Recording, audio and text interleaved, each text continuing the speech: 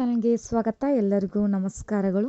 ಗೃಹಲಕ್ಷ್ಮಿ 27ನೇ ಕಂತು ಬಿಡುಗಡೆ ಹಂತಕ್ಕೆ ಬಂತು. 27ನೇ ಈಗ ಆಲ್ರೆಡಿ 25, 26ನೇ ಕಂತಿನ ಹಣವನ್ನು ನಿಮ್ಮ ಅಕೌಂಟ್ಗಳಿಗೆ TBT ಮುಖಾಂತರ ತಲುಪಿಸಿದ್ದಾರೆ.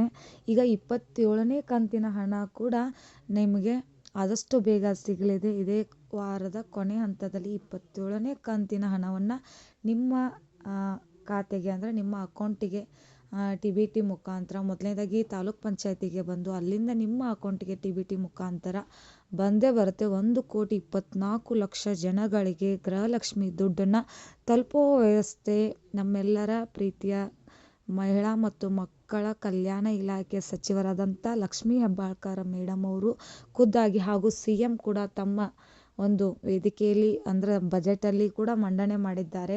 ಗೃಹಲಕ್ಷ್ಮಿ 27ನೇ ಕಂತು ಹಣವನ್ನು ಆದಷ್ಟು ಎಲ್ಲರ ಅಕೌಂಟಿಗೆ TBT ಮುಖಾಂತರ ತಲುಪಿಸಲಾಗ್ತದೆ ಅಂತ ಒಂದು ಸುದ್ದಿನ ಹೇಳ್ತಾ ಇದ್ದಾರೆ. 27ನೇ ಕಂತಿನ ಹಣ ಅಂದರೆ ಡಿಸೆಂಬರ್ ತಿಂಗಳ ಹಣ ಅದು ಆ್ಯಕ್ಚುಲಿ.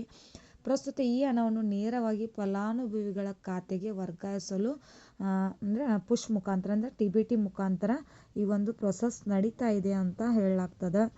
ನಿಮ್ಮೆಲ್ಲರಿಗೂ ಗೊತ್ತಿರುವ ಹಾಗೆ ಮತ್ತೊಂದು ಸಿಹಿ ಸುದ್ದಿ ಅಂದರೆ ಬಜೆಟಲ್ಲಿ ಮಂಡನೆ ಮಾಡಿರುವಂಥ ಇಂದಿರಾ ಕಿಟ್ ಬಗ್ಗೆ ಈಗ ಆಲ್ರೆಡಿ ನಿಮಗೆಲ್ಲರಿಗೂ ಗೊತ್ತಿದೆ. ಈ ಗೃಹಲಕ್ಷ್ಮಿ ಯೋಜನೆ ಅಡಿಯಲ್ಲಿ ಮಹಿಳೆಯರ ಖಾತೆಗೆ ತಿಂಗಳಿಗೆ 2,000 ರೂಪಾಯಿ ಸಹಾಯಧನ ಗ್ರಾಮೀಣ ಹಾಗೂ ಮಧ್ಯಮ ವರ್ಗದ ಕುಟುಂಬಗಳಿಗೆ ಆಸರೆಯಾಗಿತ್ತು.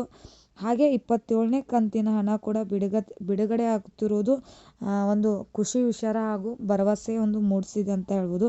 ಇನ್ನು ಮಹಿಳೆಯರಿಗೆ ದಿನನಿತ್ಯದ ಖರ್ಚುಗಳನ್ನು ನಿಭಾಯಿಸಲು ನೆರವಾಗುತ್ತಿದೆ ಒಂದು 2,000 ರೂಪಾಯಿ ದುಡ್ಡಂತೂ. ಇನ್ನು ಆರ್ಥಿಕ ಸಬಲೀಕರಣಕ್ಕೆ ದಾರಿಯಾಗಿದೆ ಇಂದಿರಾ ಕಿಟ್ ಅಂತ ಕೂಡ ಹೇಳ್ಬೋದು.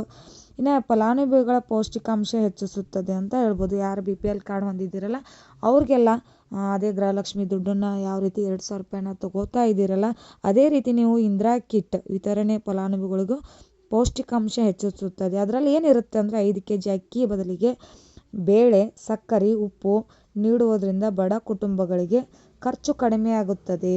ಇದು ಹಸಿವು ಮುಕ್ತ ರಾಜ್ಯ ನಿರ್ಮಾಣಕ್ಕೆ ಸಹಕಾರಿ. ಯುವನಿಧಿ ಯೋಜನೆ ನಿರುದ್ಯೋಗಿ ಯುವಕರಿಗೆ ಆರ್ಥಿಕ ಭದ್ರತೆ ನೀಡುತ್ತದೆ ಅನ್ನುವಂಥ ಮುಖಾಂತರ ಇದನ್ನೊಂದು ಇಂದಿರಾ ಕಿಟ್ ಯೋಜನೆಯನ್ನು ಆರಂಭಿಸಿದ್ದಾರೆ. ಇದು ನಿಮಗೂ ಕೂಡ ಈ ಬರೋ ತಿಂಗಳಿಂದ ನೀವು ಕೂಡ ಇದನ್ನೆಲ್ಲರೂ ಪಡ್ಕೋತೀರಾ.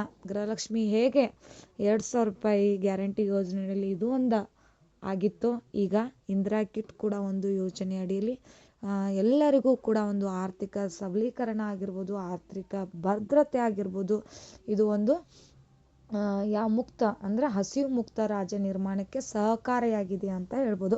ಈ ಒಂದು ವಿಡಿಯೋ ಇಷ್ಟವಾದಲ್ಲಿ ಪ್ಲೀಸ್ ಲೈಕ್, ಶೇರ್, ಕಮೆಂಟ್ ಮಾಡಿ.